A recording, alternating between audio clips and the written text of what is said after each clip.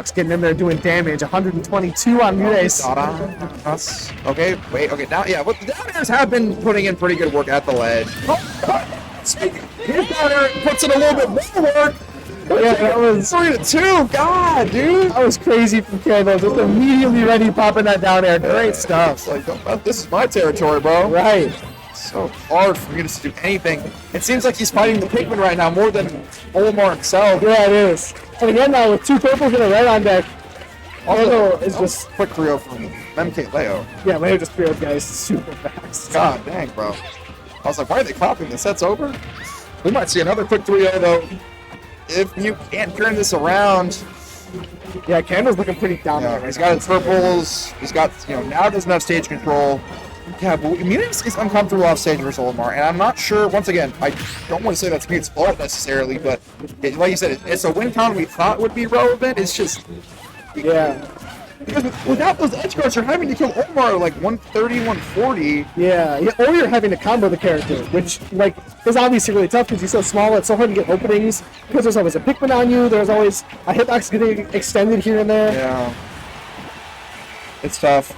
But Munes has to, at this point, has to. Okay, there we go. That's alright. You're cooked now. You got no other option. Yeah, right? I'm gonna play right here, and you just killed them with Aura. I still thought he would get back though. I still thought he would find a way. I saw it in my mind's eye. The way Campbell's been recovering, I would not have been surprised. Yeah. So far, 129. We saw Peach with one combo earlier.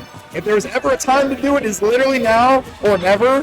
But we don't even need one explosive combo. We got 3, and now off stage, we finally see the edge guarding. This edge guarding that Peach is known for, but no, Candle down to they're actually going to hit a solid situation. Okay, coming alive here. Yeah, doing really good stuff here, and now the Stitch face on deck. Oh, Stitch is like the most.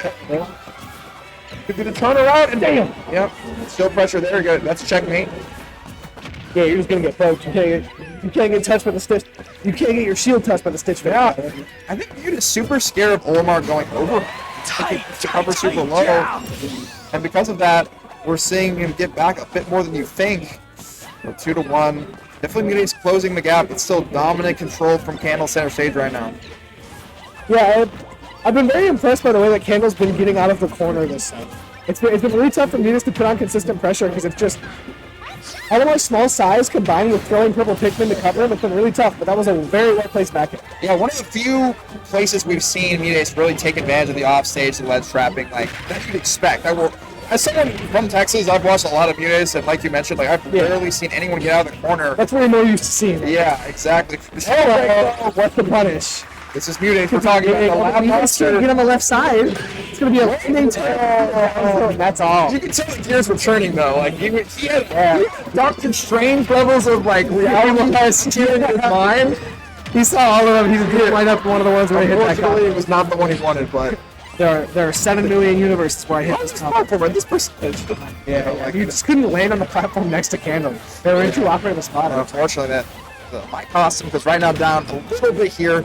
Getting the whites off of him at least, not take any more damage, but still, these Pikmin so pesky about... Purple's in a... Dash is already on the platform! And Candle cleaned it up in 3-0 fashion. They're looking good. Oh, man. No one's ready for this kid, man. He's just deadly on the sticks. Maybe. And that's definitely a Texas L. My first set, or second set streaming, which... I'm starting to think you're bad luck. I might need to get out of the venue. This is rough. I don't like this. If Yamanax loses right now, I'll be so sad. Against Lights. He's fighting the whole Lights Out squad, bro. Oh, yeah, he is, isn't he? Yeah. That's funny. One after another. Just back to back to back to back to back to back to back. But tough stuff all around. Yeah, tough stuff all around. But so that was probably top 6 or top 32. So top orders. Yeah, think good in the bracket. Yeah, that was gonna be the. Yeah, that was the top 16 qualifier. Yeah. So now Candle's gonna move forward and fight MK Leo, which could be a hot set. Well, I've seen this happen before. Leo cleaned it. It was like I think it was with Roy. I did see him get it with Roy. It was at Diamond Dust, yeah. Yeah, I did see that a year ago. Because I remember seeing these two seeded to fight at Diamond Dust. And back then I was like, because this was right after Candle had their breakout. Yeah. I was like, wait a minute. And Candle could get the upset, and then they did not. He still never beat Street Tom. True. So, but who knows? Yeah, I mean, I think the Roy is gone, so I would wonder who. Yeah, I think same, bro. We have Shattuck and Louis money. That is peak. hot. So That's hot. this is really cool for me because I can commentate these two gentlemen. This is more like Shaddic's like when he was trying to break out at the top level. It was a Game 5 heater that Louis Money took by this margin. Fun. Okay. That was when back when Louis Money was the favorite. Now we can argue, yeah, Shattuck's Shattuck. the favorite here. Yeah. Now, years later, Shattuck is the one probably with the advantage here on paper. Louis Money, though, definitely been on the grind. We've seen great performances from him. You know, don't park at the grass. Several tournaments where he's played well, right? And that was when we were in Game 5 with Mia, right? Yes. Scripted up smash. He shoots on. He is the Omar killer. Candle doesn't want to. Yeah, Candle doesn't want that. That's true. But Maybe they do. I don't even know with Candle. But I did see recently at a Mexican tournament, Shag did beat Shag with Palutena. So he's shown some chinks in the armor in the matchup. I think it can be rough. Al can step down the air pretty well. Bounty can be pretty rough to come back with. Yeah. Makes sense. So there's definitely some rough parts. But also on the inverse, we have Pin with Thorin. Yeah, see it being tough for Palu to dance in that mid range. That's like Yeah. around it. Yeah, so both, I would say even this matchup, definitely both have pretty good tools against one another. These characters are both kind of in the same like realm of character where they just put out a lot of very consistent output. You know what I mean? These characters are both really good at fighting their shit. Both movement based. Yeah. Both falling aerial based characters. Very much so. So, and I love this type of Smash Bros. Sortie battles. I can't have enough of this stuff. Me too. Me too. Where it's just going to be a good battle of that. Neither of these characters are really going to do anything that like confuses you. You know what I mean? The stuff that these two are going to be hitting, it's like, ah, yes, I see. That's correct. You know what I mean? This isn't an arcade game. This is like this is like jazz. Oh, yeah. You know what I mean? It's like, oh, I see. Interesting. Exactly. It's like experimental, death metal, bro. Yeah, right? It's not a joke that's making you laugh. It's a joke that you go, oh, I get it. Very good, very funny, very funny. That's this type of Smash Bros. You go, I see. That was a good But he's definitely like, I think it's really hard as a Palutena player to like really express your play style because she's such a bread and butter character. Yeah. But like, one thing Luis definitely does for his offstage play, bro. He's such a deep edge guarder. Yeah, the Palu neutral, there's like the Palutena, like low percent advantage, there's not really that much of a bag you can dig into. No. But once you start getting into advantage and you start getting into like interesting neutral, you can get some crazy stuff as Palu. Right, PS2. Both these characters love using platforms as extenders. We'll see, man. Starting out here. Oh, I thought the dash tag would actually lead into the upper. That's the thing, you carry one hit, but the Nair train continues for you, right? What? Immediately counters as a ledge drop. He's trying to set a mental damage. Yeah, we're setting the pace earlier for that. That was a misinput. I'm gonna actually say, I mean, I wish it wasn't. I have no idea, bro. I am not gonna try to read the mind of a Louis Money. Right. Force the ledge, super simple, difficult. Okay, actually reads the jump, just barely getting out of there. Yeah, I like the aggression that Louis Money chased off stage in the back air right away. But as you mentioned, really trying to set the tone in this game early on. Once again, oh my gosh. We're going to see Louis Money, you have the invincibility of the back air. You can challenge that core and up B more than a lot of characters can. So we will be seeing that come out. But Form with Rage, pretty deadly. And, DI's out, but I think he tries to swing there. And Yeah, maybe. Louis Money more than ready. It's going to be a plot extension, going to mess up the Nair. Oh, I think he tries to footstool down there. Yeah. I have seen SHADIC do that a few times. Just to get him off of him. Yeah, Shattuck gets the footstool down there pretty often. That's another thing that we Yes.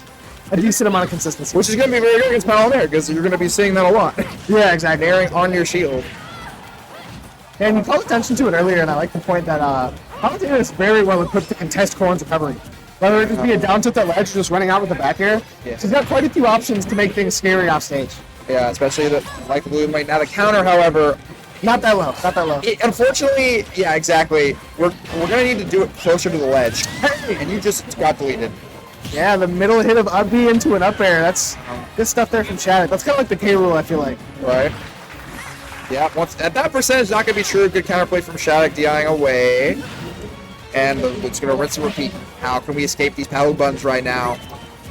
Does the quick roll. And maintain that Pokeball, but this is where Corrin gets started. We're falling up here. Here we go. This is the SHADIC Show 57, just like that. Landing on that platform and extending with an up tilt was really smart from SHADIC. 60 or 70% on deck right away. Yeah. It's really tough. That's a lot of damage to get tagged on. And now if you're sent off stage as Louis Money, it can be really tough right away. Louis Money just menacingly short hopping there. But once that was really greedy from SHADIC to just try to get maybe a reversal there in the jump, and Louis Money was more than ready for it. Got a little aggressive, and Louis Money responded just immediately. That's what the power player is hoping for. You have so many tools. Just if you do a greedy double jump back to ledge, anything to just make sure you get back. But it's tough against power because you do those great options. You want to escape the ledge because you're in this situation where you're fighting nairs and back airs. We've been stuck in it for so long. Louis Money is so comfortable right now. Okay, teleports into him. That Tonto was the weak spot. So we're not even going to get the stock here. Air dodge down. Dragon Fang. In there to keep yourself on the front foot here. As SHADIC taking the stock soon will keep yourself really close. The up airs are a great option, but up tilt isn't going to be what you want there. No, 150. You can up throw here. We have a lot of options to prepare. And just as I say that, definitely fiending for it. But Louis Money is using that power ability like super well. SHADIC can get a good read on it at the moment. And 159. Yeah, SHADIC doing a good job finding stray hits right now, but just nothing strong enough to get the kill. Yeah. As he's planting his feet in center stage. Just all these options, gets under the projectile, gets really close. Yeah, I thought I would have enough time. The Aqua is right, finally getting the jump. But we saw how explosive SHADIC can be with the fly extensions. If we can just get one solid hit here. Yeah, we can definitely see these percentages even up in the blink of an eye if Louis Money isn't careful. They're maintaining that Pokeball. They're going, whoever dominates this, it's going to be very, very difficult for the opponent. Falling up there is exactly how we get started here. And this is a SHADIC Show once again, 52, man. A lot of damage. It's really tough to deal with, and you called attention to it. Stage pressure, or stage control has been so huge in this matchup. SHADIC just putting on great pressure, a nice parry to a lot of damage. SHADIC is seeing the parry going. It's really hard for the opponents. That's what this character's potential. Okay, down throw there. Of course, going to DI away. This time, air dodging. Not much power can do unless you go way out there. Yeah, you got to super commit. That's not exactly what you want to do in a game this deep. Not in a last stock situation like this. And now, Louis Money had a solid 50% lead this whole time. Is now the one pacing it. You know, it's up in percentage, but honestly, Corrin kills easier than Paolo, like straight hit wise. So I would still say you're a bit scared. But as I say that, he's been waiting for that read. Gets the shot. What a call! Yeah, that was a great time to let that read rip. As Louis Money just don't let that weight the up air. That last hit was able to connect. Good stuff. Yeah. Wow. It was the momentum was looking in SHADIC's favor, but holding on is Louis Money. Yeah, I definitely thought SHADIC was going to clean that game up. The way things were leaning, it looked like he was pretty strong at that moment. So good job. Consistency of Louis Money paying off. And we will see the counter pick here. I don't think the stage was pretty well for SHADIC, so if he goes back, I could see it. Or even the battlefield, something of that nature. Yeah, SHADIC did look decent on that stage. I like the way he was extending off platforms. And I think Louis Money was getting more mileage out of the neutral mix-ups on those platforms. He was just dancing around those platforms. And it was also really helping him out of disadvantage. Landing on those platforms, I think, was doing a lot more for Louis Money than it was for SHADIC. Correct. So yeah, SHADIC's taking a lot of time. I think maybe we got some coaches here going, giving them some information, just trying to reconvene. You know, take your time. Sometimes people rush into sets, and they don't really take their time in between games, you know?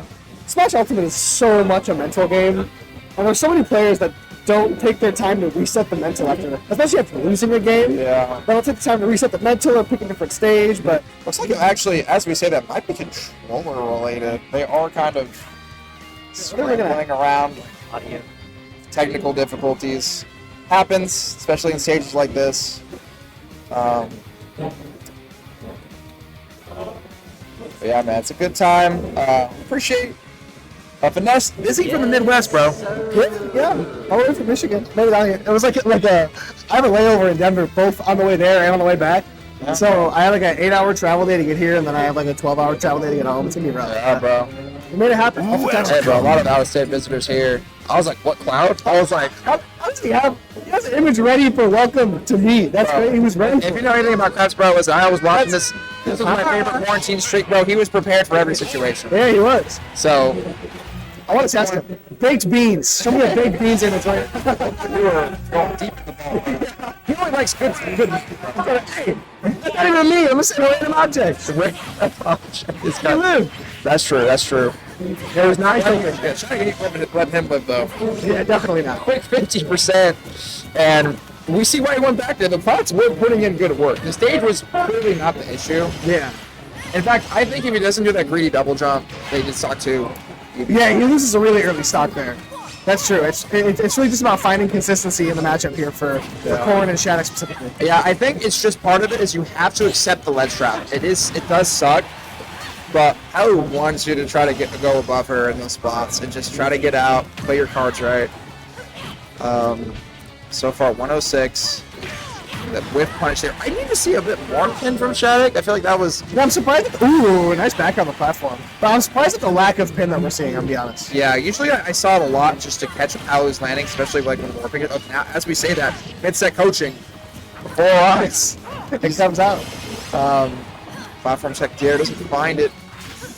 Oh, Louis Money. I think he tried to double jump up to SHADIC there, just fastball a little bit too hard. Ooh, what a chase. Yeah, what a read on that. SHADIC just ready for it with down tilt. Yeah. But another thing that I'm seeing SHADIC adapt to very well is that Louis Money was landing on platforms on a disadvantage every single time, and SHADIC took that first stock by getting a back air on Louis Money landing on the platform. Yeah. So I'm excited to see if SHADIC is able to kind of keep piecing up bigger advantage sequences from that, or if Louis Money gets the second adaptation. Yeah, right now, I mean, Louis Money cannot get anything going significantly. We're at a kill percentage range, so we're going to have to find a straight hit in the corner. Which he was able to find game 1. In fact, I think he can miss that jab there that kills. That's not going to do it? Oh, maybe it will. Maybe it will. Wait. It was close. But that was 66%. We're looking at a solid job, but we cannot get nared in the platform here. And knowing that, SHADIC's like, you cannot nair me, sir. I'm going to stuff you up before that begins. Yeah, right. Just throwing out those big hitboxes, making it really hard for Palu to get too close to get those big damage startups that we like to see Palu go for. Yeah, right? Yeah, Bring your back, SHADIC. Or he's just trying to set a statement, which I'm down for. Yeah, I love the idea of just trying to rip something like that. But yeah, I like to imagine that was probably enough tilt coming through. Louis slowly working their way back here, playing a solid advantage state game. How do we get out the main? Okay, the ledge trapping from Luis. It's getting going. All this damage is mounting. Hey, like I said, the best Palu edge guarder in the business. Getting that drop zone bear. Yeah, it's been a minute in this set since Louis Money's gone that deep. So he bit his time very well. He was starting to fall down. He wants to go up 2-0 right now. And he just goes really deep at the best of moments. But as we say that, SHADIC, quick response with the pin platform pressure. Okay, and once again, interrupting these Palu approaches with these Corrin. We see Corrin stuffing out the Palu a lot more this game. Just running into a brick wall is Louis Money. Excellent teleport mix up there, full of me for sure. SHADIC is planting himself on that platform and making it hard for Louis Money to get back to the corner. But he finally does that, and now just resetting at neutral. SHADIC just runs up and gets that pin. You mentioned it earlier on, SHADIC's been showing a lot more pin. Back here, not quite going to take it though. Yeah, not going to take it. You have the pin still in the 2-frame. Oh, the first hit in there, but still Louis Money, that's going to be confirmed. It's a death DI's in, and he might have been cooked regardless. That was a tough spot to be in, but why is there no kill screen there? I think DI. Yeah, maybe. But he just like, it looks so wacky. That happens a lot on Corrin. With like the pin 2-framing, not ever showing kill screen. But he never does do that, does it? No, it just doesn't. It's so strange. It just feels so like, so much less dramatic. It's like, oh snap, I guess he won. You know what I mean? Yeah, I agree. There's no theatrics. Completely agree with that.